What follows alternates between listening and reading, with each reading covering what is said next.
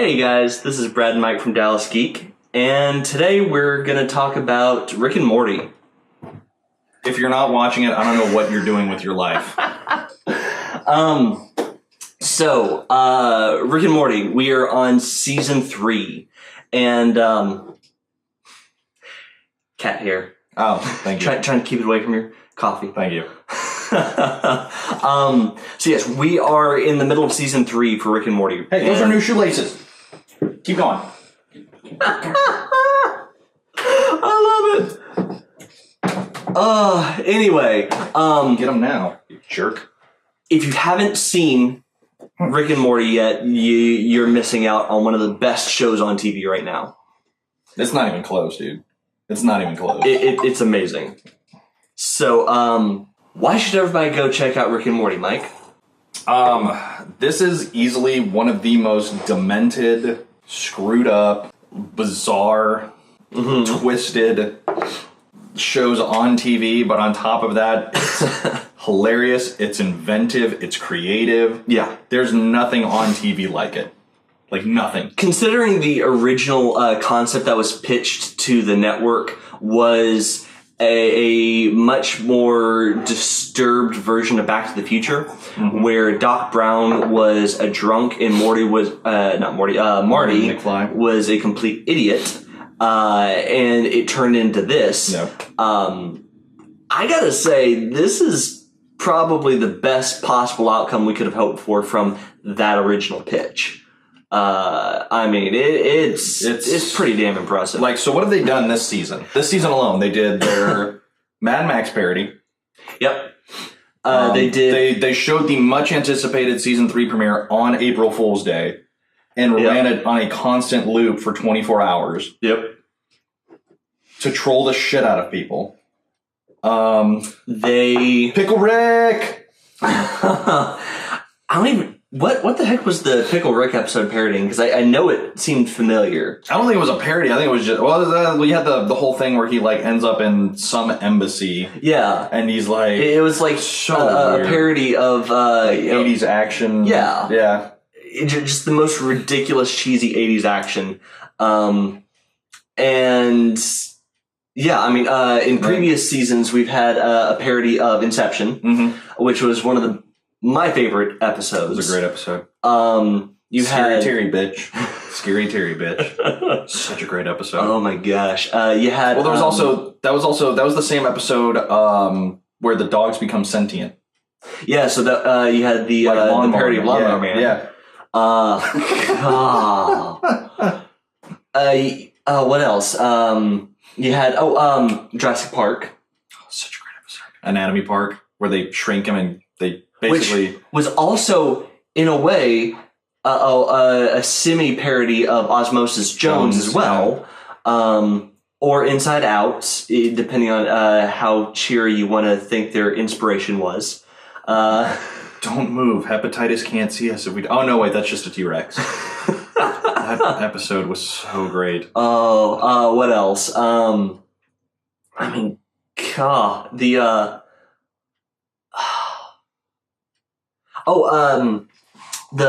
devil episode. that was making fun of the old monkey paw storyline that's come up in like friggin' everything. So great. Ending up with just the most amazing moral of the story ever. You know, sometimes sometimes what you need is for someone else to hurt. So ridiculous. Which went from beating the shit out of the devil to beating the shit out of a neo-Nazi. Yep. And what was it? Just some random douchey hipster? Yeah. Don't forget Aberdolf Linkler. Oh my season gosh. 1 finale. Bird Person from the season 1 finale. Bird Person from the season 2 finale. Squanchy. Oh my gosh. We saw Phoenix Person in the season 3 premiere. Yeah.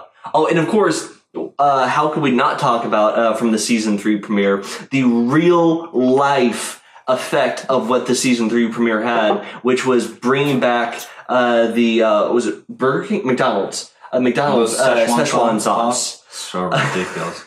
Which actually happened. It was a real thing that because they made such a big deal out of it in the season 3 premiere, actually was brought back as a special thing.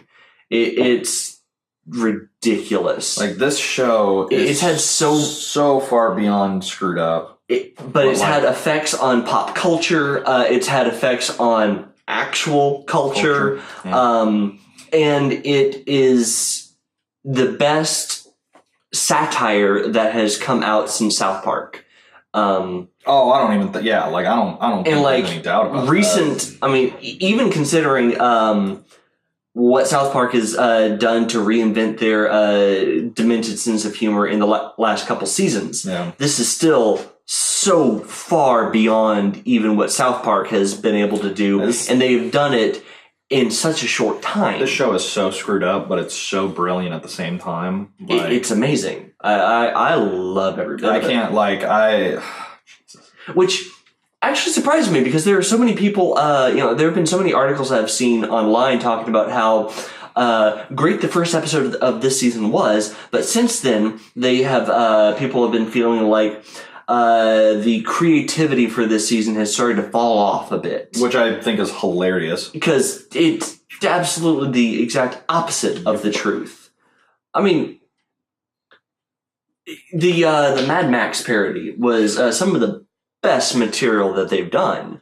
That was a good one. That was a really good episode. And that's even taking into consideration the truly messed up stuff that they did with the Intergalactic Arcade for Chips and Blitz and the game Roy. So effed up. Oh, I mean, even considering how messed up and demented that was, the Mad Max parody took that so far beyond. I'll do one even better. It was a parody on even like modern relationships. Yeah.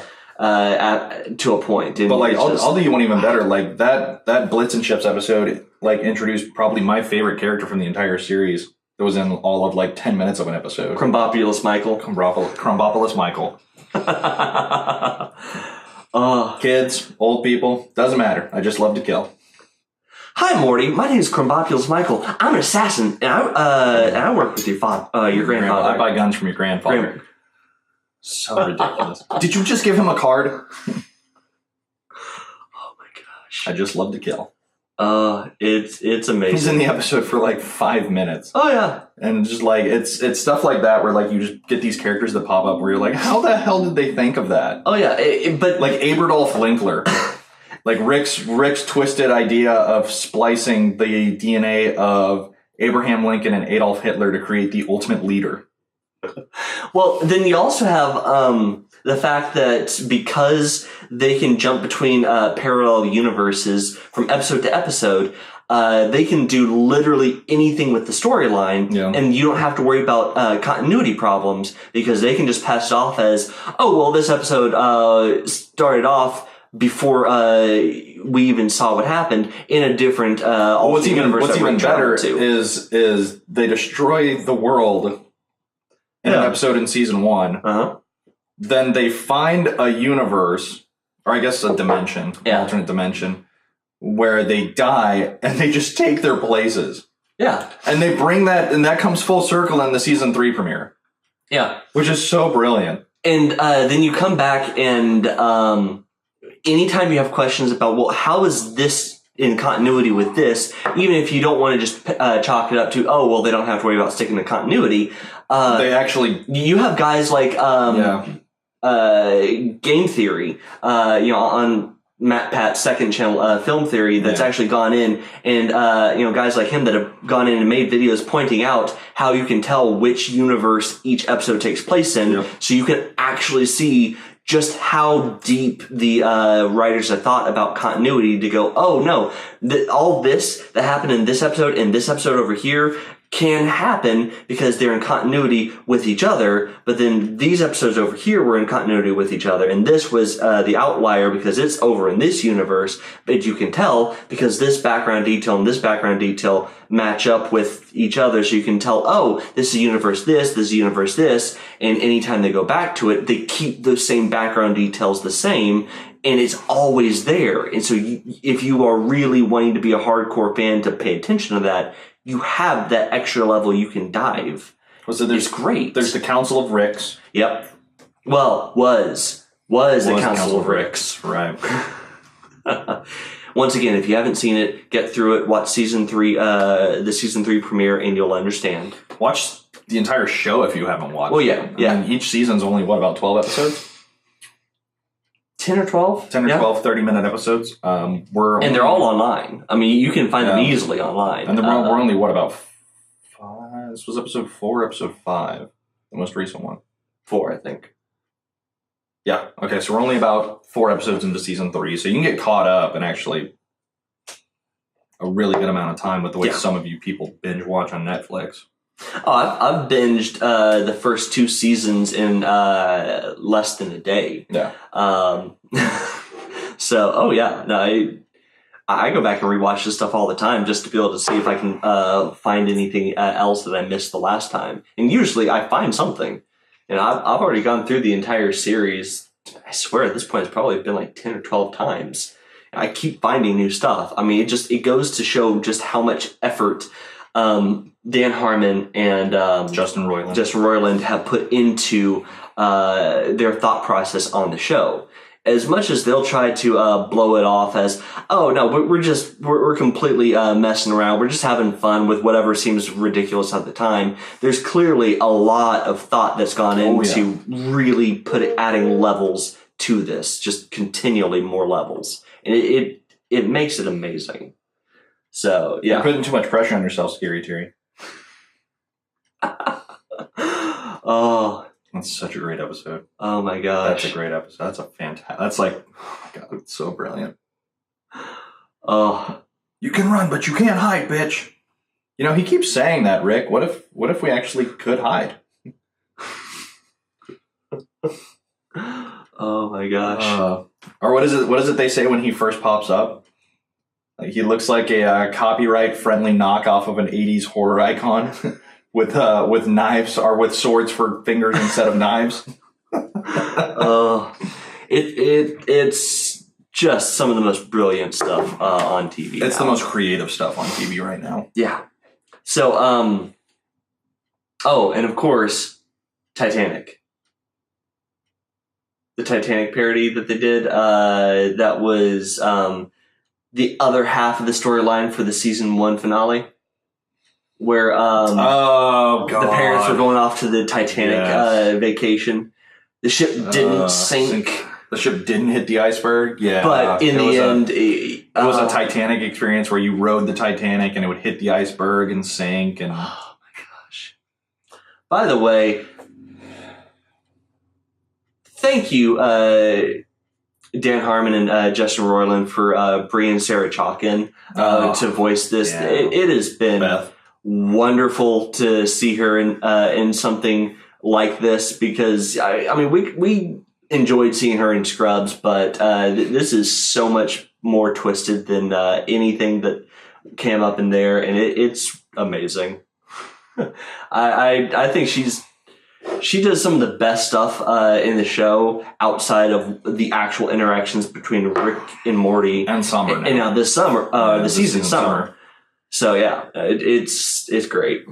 What about the episode where their gym teacher's a vampire, and his name is Coach Ferratu, or Coach Ferratu? That was like, I was watching it with my dad, and when he says that, I'm like, my dad grabs it, he pauses it, he's like, "What the hell did he just say?" We run it back, and like, sure enough, like, oh, who would have thought that Coach Ferratu was a vampire? And then the after credit scene, because there's always an after credit scene for the episodes. Wait, his name was Coach Ferratu? Was he just asking for trouble? This is Dracula talking, yeah, by the way. Dracula's the head of one of our agents has been discovered in the Americas. Because apparently Dracula's the head of some international covert vampire operation. Like, you guys can have an alias like John Smith. Like, it doesn't have to be... Coach Ferratu, was he doing a bit? Oh my gosh. I honestly hope that that's actually something they come back around to and bring Dracula. They've done it. I was about to say they've come back around on a couple of them. Yeah. So I hope that they come back to the Dracula thing. That would be amazing. Well, I mean, we're already anticipating that sometime this season we're probably going to be coming back around to the evil Morty thing. We have to. Like, because the storyline just seems like it's building too much in a certain direction that you can't not go back to evil Morty. Yeah. Which, once again, you have to go back and check out evil Morty. Or what about Jaguar? From the Pickle Rick episode? Well, who the hell was that? That is why you never go to therapy. Or counseling. Jaguar! Oh my gosh. Fuck. It's amazing. And then, of course, this next episode is going to be a Rick and Jerry episode. It's a Rick and Jerry adventure! Rick and Jerry episode! Well, can I just put some pants on? No time for pants. No, there's no time for pants. I'll make you some. I love it. So Morty told you to take me on a pity adventure? Yeah, what did you think this was? You were going to kill me? Jesus, man, you do need a win. So great. But yeah, so I think any thing more that we can say about this is going to seem like we're doing some really inappropriate things for it's been really hard to keep these guys. It's been really hard to not drop all the F-bombs in the world during this. Well, not even that. I feel like people are going to start interpreting certain things about how the way we appreciate these guys. I think we should probably cut it off here. Point, yeah. So if we haven't already spoiled enough for you, in the comments below, tell us what's been your favorite episode of Rick and Morty, just what's been your favorite episode. Favorite moment, favorite character, anything. Yeah. Anything. With that, this is Brad and Mike from Dallas Geek saying, see ya. Hi there. Tyrion, go out. Screw it, just go. All right. See ya. Hey, guys. Okay, what about the Purge planet? Oh, God. Kills the old man. Now you want me to flashback to 3 weeks ago when you were alive?